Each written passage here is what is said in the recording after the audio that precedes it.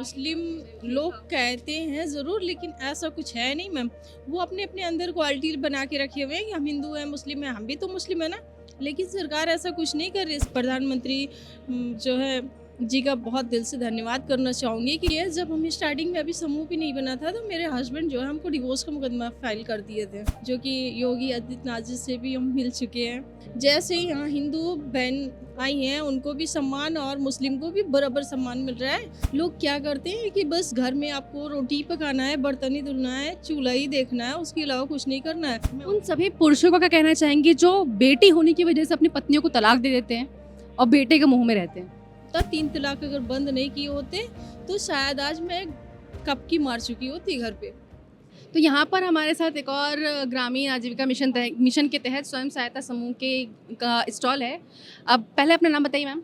मेरा नाम यास्मीन बेगम। यास्मीन जी, आपने कैसे शुरुआत की, काम की और किस तरीके से आप आगे आई हैं उसके बारे में बताइए थोड़ा सा। मैम, हमने पहले समूह का गठन किया। समूह का गठन करने के बाद हमको जो है एनआरएलएम से जो है काम मिला। पहले स्कूल ड्रेस का काम मिला था, वो तो फिर सरकार बंद कर दी। उसके बाद में हमने सोचा कि ये काम बंद नहीं करना है, कुछ इसका और अच्छा करना है आगे चल के। तो आज हम लोग अपना रेडीमेड ऐसा कपड़े बनाना चालू कर दिए खुद के ही घर पे। और मतलब जो भी कांटेक्ट करना चाहें या जैसे हमसे माल ऑर्डर करना चाहें आप, कि हमको 100-200 पीस चाहिए, तो हम लोग बना के पहुंचा भी देते हैं वहाँ तक। आप लोगों के साथ कारीगर भी जुड़े होंगे? जी मैम, 10 महिलाएं का ग्रुप है, और उसके बाद में कम से कम 40 से 50 महिलाएं इसमें काम कर रही हैं मेरे अंडर में। अच्छा, आपके पास 40 से 45 महिलाएं काम करती हैं वीवर के तौर पे। आप लोग कहाँ, गोंडा से हैं? जी मैम। अब एक सवाल, अगर मैं धार्मिक का पूछूं तो कोई दिक्कत तो नहीं होगी? जैसे हम यूपी में हैं और यूपी में बार बार बात होती है धार्मिक को लेकर के, हिंदू मुस्लिम बहुत करते हैं, बट एज अ मुस्लिम आपको कभी कोई दिक्कत महसूस हुई कुछ सरकार मुस्लिम की? लोग कहते हैं ज़रूर, लेकिन ऐसा कुछ है नहीं मैम। वो अपने अपने अंदर क्वालिटी बना के रखे हुए हैं कि हम हिंदू हैं, मुस्लिम हैं, हम भी तो मुस्लिम है ना। लेकिन सरकार ऐसा कुछ नहीं कर रही। सरकार जो भी दे रही, सिलेंडर दे रही तो हिंदू मुसलमान को दोनों की दे रही, राशन दे रही तो दोनों की दे रही, काम दे रही तो दोनों की दे रही। बट क्या हो रहा है, मुस्लिम कहीं ना कहीं ऐसा कर रहे हैं कि बच्चियों को अपनी पढ़ा नहीं रहे, बाहर निकाल नहीं रहे। तो बच्चियां जब बाहर निकलेंगी नहीं, तो सरकार की लाभ की कैसे पता चलेगा और कैसे उनको लाभ मिलेगी। हम बाहर निकले तभी तो हमको यहाँ तक आने का मौका मिला। इसके लिए मैं प्रधानमंत्री जो है जी का बहुत दिल से धन्यवाद करना चाहूँगी कि कम से कम हम मुस्लिम महिलाओं का इतना सपोर्ट कर रहे हैं। हम यहाँ तक पहुँचे, बहुत अच्छा लगा हमको। एक महिला होने के नाते आपको, आप अपने घर से बाहर निकली, घर में क्या चैलेंजेस रहे, बाहर आके क्या चैलेंज फेस करने पड़ रहे हैं, इसके बारे में थोड़ा सा। मैम देखिए, जब हम स्टार्टिंग में अभी समूह भी नहीं बना था, तो मेरे हस्बैंड जो है हमको डिवोर्स का मुकदमा फाइल कर दिए थे। 4 बच्चियाँ हैं मेरी, जो कि 2 यहाँ पे आप सामने देख रहे हैं। 4 बच्चियाँ हैं, लेकिन फिर भी हम हिम्मत नहीं हारे। उस जगह पे मेरी सरकार जो है, प्रधानमंत्री जी हमारा बहुत सपोर्ट करते हैं, और कहीं न कहीं हमको उसी का सहयोग और उसी का देन है जो हम ज़िंदा हैं। तो ऐसे में हम देख रहे हैं कि महिलाएं जब तक रोती हैं तब तक कमज़ोर होती हैं। जिस दिन रोना बंद करती हैं, उस दिन से रुलाना चालू कर देती हैं सबको। तो इसलिए महिलाओं को जागरूक होना चाहिए, अपने पैरों पे निर्भर होना चाहिए। ना कि हस्बैंड काम कर रहा है, पापा घर में काम कर रहे हैं तो हमको बैठना चाहिए, नहीं। कोई ना कोई घर पे महिलाओं को काम करना चाहिए। सबको हम यही बताते हैं वहाँ पे, और काफ़ी महिलाओं को अपने यहाँ जानकारी भी इसकी देते रहते हैं, और काफ़ी लोग मेरे से जुड़ के भी काम भी कर रही हैं। बहुत अच्छा लग रहा है ऐसे बाहर निकलना और लोगों से मिलना, जो कि योगी आदित्यनाथ जी से भी हम मिल चुके हैं, और अपने यहाँ भी मतलब मान सम्मान बहुत ज़्यादा मिलता रहा, तो अच्छा लग रहा है बहुत। योगी जी से मिलके कैसा लगा, उनके साथ मुलाकात कैसी रही, क्या कहा उन्होंने? उनके साथ मुलाकात बहुत अच्छी रही। ये जो मेरा स्टॉल है, ये बनाए थे देने के लिए, तो इसको देख के बहुत प्रशंसना मतलब की, मेरी तारीफ़ भी बहुत की है। बोले बहुत अच्छा लगा आपका काम देख के। तो जब से मेरा और हौसला बढ़ा, इतना बड़ा काम हमने जो है आगे किया। अब एक मैं ये सवाल पूछना चाहूँगी कि आप मुस्लिम महिला हैं, आपके समाज में बहुत थोड़ा संकोच भी है काम करने को लेकर कि महिला बाहर निकल के काम करने के लिए बाहर निकल कर आए तो। आपको वहाँ से कभी कोई दबाव फेस करना पड़ा? ऐसा कुछ हुआ आपके साथ? देखिए मैम, मेरे से कोई दबाव नहीं हुआ, और हमको अच्छा लगा। मुस्लिम तो हैं ज़रूर, लोग कहते हैं ना कि बाहर निकलने के बाद मुस्लिम महिलाओं के साथ ऐसा होता है, ऐसा होता है, लेकिन नो, बट ऐसा कुछ नहीं हुआ। जैसे ही यहाँ हिंदू बहन आई हैं, उनको भी सम्मान और मुस्लिम को भी बराबर सम्मान मिल रहा है। घर में चाहे बच्चियाँ इतनी सेफ ना रहें, जो हम लोग को सेफ्टी बाहर मिल रही है। रहने की व्यवस्था, आने की व्यवस्था, जाने की व्यवस्था, खाने की व्यवस्था, हर एक चीज़ माननीय प्रधानमंत्री जी जो है हर चीज़ की व्यवस्था कर रहे हैं। तो हमको ये लगता है कि मुस्लिम के साथ कहीं गलत नहीं हो रहा है। जो कह रहा है वो गलत कह रहा है। आप अपनी जैसी मुस्लिम महिलाओं को और सभी महिलाओं को, किसी भी धर्म की हों, उन सबको कोई संदेश देना चाहें, कुछ कहना चाहें? जी, मैं उनसे यही कहना चाहूँगी कि जो भी बहनें हैं मेरी, अगर वो कुछ काम नहीं कर रही हैं तो काम करें, घर से बाहर निकलें और अपने अधिकार को समझें, जानें कि मेरा अधिकार है। लोग क्या करते हैं कि बस घर में आपको रोटी पकाना है, बर्तन ही धुलना है, चूल्हा ही देखना है, उसके अलावा कुछ नहीं करना है। बट ऐसा नहीं है, सब कुछ कर सकती हैं। रोटी खाने के बाद भी वो अपना कुछ काम ऐसा करें कि जो अपनी सेविंग कुछ इकट्ठा करके रखें कि जो आगे भविष्य में उनके लिए काम आ सके। वो चीज़ ज़रूरी है। मान लो कभी खुदा न ख़ास्ता ऐसा हो गया कि परिवार को, चलो आज मेरा हस्बैंड छोड़ दिया हमको 4 बच्चियाँ होने की वज़ह से। लेकिन अगर किसी महिला को खुदा न ख़ास्ता कुछ हो गया, एक्सीडेंट हो गया या कुछ हो गया, परिवार नहीं काम कर पा रहा है, तो कुछ महिलाओं को करना चाहिए। उनको करना ये चाहिए कि कम से कम वो अपने आप पे निर्भर हों कि अपना परिवार चला सकें, अपने हस्बैंड का, मान लो जब तक हस्बैंड ठीक है, जब तक तो वो देख रहा है। लेकिन अगर उसको कुछ हो गया तो बट वहाँ पे वो करके खिला सके, पति उसको बोझ ना लगे।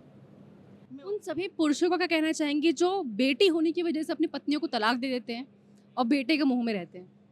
उनको तो मैम मैं यही कहना चाहूँगी कि कम उनको तो ऐसे सज़ा होनी चाहिए कि ज़िंदगी भर वहीं सड़ते रह जाएँ। क्योंकि मेरी भी 4 बच्चियाँ हैं, 4 बच्चियाँ होने की वजह से हम कितना संघर्ष करके यहाँ तक पहुँचे हैं। अगर मेरे प्रधानमंत्री जी का अगर सपोर्ट नहीं होती घर पे, हो सकता है आत्महत्या कर लेती या कोई हमको वहीं पे ज़हर दे के ही मार देता या घर से हम बाहर ही निकल ही नहीं पाते।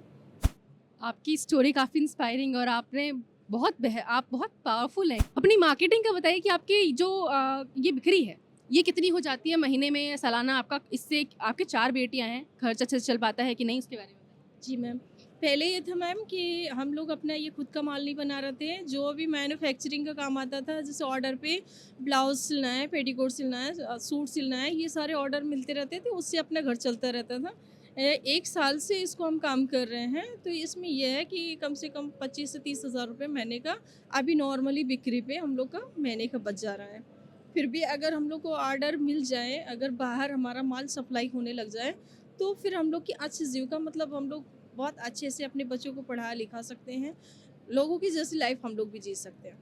आपका तलाक हो चुका है, तो पति की तरफ से कोई सपोर्ट एलिमनी वगैरह आपको मिलती है या फिर अलाउ हुई है कि नहीं हुई है? इस बारे में? जी मैम, गुज़ारा बन चुका है, 7,000 रुपये महीना 3 साल पहले बंधा हुआ है। आज तक 1 रुपया नहीं दे रहा है बंदा हमको, और कई बार ऑर्डर भी हो चुका है। जान से मारने के कई बार प्रयास भी किया गया। उसका मुकदमा लिखा गया, लेकिन उसके बाद कोई ना जेल गया, चार्जशीट लगी, सबका नाम निकाल दिया गया। मतलब जानलेवा हमला बार-बार आए दिन मेरे ऊपर हो ही रहे हैं। हम अपना जो प्रधानमंत्री जी हमको घर दिए, उसमें भी नहीं रह पा रहे हैं। अगर पुलिस मेरी सपोर्ट करती, मदद करती, तो शायद अपने घर पे हम रह। पुलिस का भी सपोर्ट नहीं है? पुलिस का भी सपोर्ट नहीं है। पुलिस प्रशासन के सामने ही मैं मार खा रही हूँ, लेकिन पुलिस जो है मदद नहीं कर रही मेरी वहाँ पे। कुछ थाने का नाम क्या है आपका? कटरा थाना। कटरा थाना। जी। कटरा थाना में से आपको कोई सपोर्ट नहीं मिल रहा है, आपको आपको उनके सामने मारा जा रहा है और वो कुछ नहीं कर रहे हैं। कुछ नहीं कर रहे हैं मैम, वहाँ पे कई बार हमको मारा गया और एक्सीडेंट भी करवाया गया सामने ही, लेकिन आज तक उसका मुकदमा नहीं लिखा गया। मैं गोरखपुर जाके अपना प्रार्थना पत्र जो है योगी आदित्यनाथ जी को दे के आई। वहाँ से आने के बाद आज तक उसमें क्या रिपोर्ट लगी हमको ये भी नहीं पता चला। हमको बुलाया तक नहीं गया थाने पे कि एक बार बुलाया जाए, और अपना घर छोड़ के हम किराए से, हम अपनी जान बचा के कटरा में किराए से घर लेके रह रहे हैं इस समय। मतलब आप प्रधानमंत्री आवास योजना के तहत घर मिला था, अभी आप वो छोड़ कर के किराए के मकान में रह रहे हैं क्योंकि आपकी जान को खतरा है। जी मैम, 4 बच्चियाँ हैं, बच्चियों की जान का खतरा है, मेरी भी जान का खतरा है। बस ये तो अच्छे हैं कि मेरी सीडीओ मैम और डीएम मैम जो अच्छी हैं, कि जिसकी वजह से काम चल रहा है, तो अपने बच्चों का मैं पालन पोषण कर पा रही हूँ, नहीं तो पालन पोषण भी करना मुश्किल है वहाँ पे मेरा। आपके पति पैसे वाले हैं? बेकरी चलाते हैं मैम, पैसे प्रॉपर्टी सब कुछ थी, अपने भाई के नाम पैनामा कर दिए। उसके लिए हमने रोक लगाया, तो उसी के लिए जो है जितने भाई पटीदार हैं हमेशा मिलके जो है मारते रहते हैं। जब देखो जब जानलेवा हमला भी किए हैं, उसका वीडियो फोटोज़ भी मेरे पास है, सब कुछ। मतलब वो पुलिस आपका बिल्कुल भी सपोर्ट नहीं कर रही है, पति की तरफ से पूरा दबाव दिया हुआ होगा। उनकी तरफ से पूरा फुल सपोर्ट रहता है, पुलिस वहाँ की मेरी मदद नहीं कर रही है। तो ये थी यास्मीन जी, कहानी काफ़ी इंस्पायरिंग है। एक महिला कितनी सशक्त होती है यही दिखाता है। ये सशक्त महिलाएं हैं इस देश की, जो अपनी सभी प्रॉब्लम्स से आगे बढ़ कर के अपना काम शुरू करती हैं, अपने किसी सपोर्ट के बिना अपने दम पर अपनी 4 बेटियों के साथ उनको पढ़ाने का बढ़ाने का काम कर रही हैं। ये है एग्जाम्पल, इंस्पायरिंग स्टोरी हमारे देश की एक महिला जो सशक्त हैं, जिनको धर्म से अलग रख के देखा जाए, मजहब से अलग रख के देखा जाए, ये काम कर रही हैं और ये सशक्ता दिखा रही हैं। महिलाएं आगे बढ़ रही हैं, कितनी सक्षम होती हैं महिलाएं, ये दिखा रही हैं, किसी पुरुष की ज़रूरत के बिना आगे बढ़ सकती हैं, ये बता रही हैं। अभी मुझे एक सवाल का जवाब दीजिए, दिल्ली में कैसा लग रहा है? बहुत अच्छा लग रहा है, पहली बार आए लेकिन हमको बहुत अच्छा लगा। फिर सरकार से यही चाहेंगे कि दोबारा भी आने का मौका मिले। यहाँ पर आपका पहली बार स्टॉल लगा है, तो अब तक बिक्री कैसी रही? अब तक भीड़ अच्छी रही मैम, लेकिन बट थोड़ा हम लोग को जो है एकदम साइड में दुकान मिल गई है तो अपनी बिक्री नहीं हो पा रही है, लेकिन लोगों की बिक्री देख के हमको बहुत अच्छा लग रहा है। फिर भी हिम्मत नहीं हारे हैं, इस बार बिक्री कुछ नहीं हुई है मेरी, फिर भी हिम्मत नहीं हारे हैं। फिर सोच रहे हैं अगली बार मौका मिले, फिर अगली बार आएँ, अच्छी दुकान मिले, अच्छी सेल करें हम लोग। Thank you so much. तो ये हैं, इनकी उम्मीदें ज़िंदा हैं और उम्मीद जहाँ ज़िंदा होती है वहाँ तो इंसान आगे बढ़कर ही रहता है और ये आगे बढ़ेंगी और ये स्टॉल्स पे लोग भी आएंगे। हम भी उम्मीद करते हैं ऐसे ही कहानियों के साथ आपको मिलते रहेंगे। आज के लिए इतना ही। कैमरा पर्सन पवन कुमार के साथ मैं महक भारती, पॉलिटिकॉस हिंदी से। Please subscribe to the channel and download the Politicos app from the links in the description.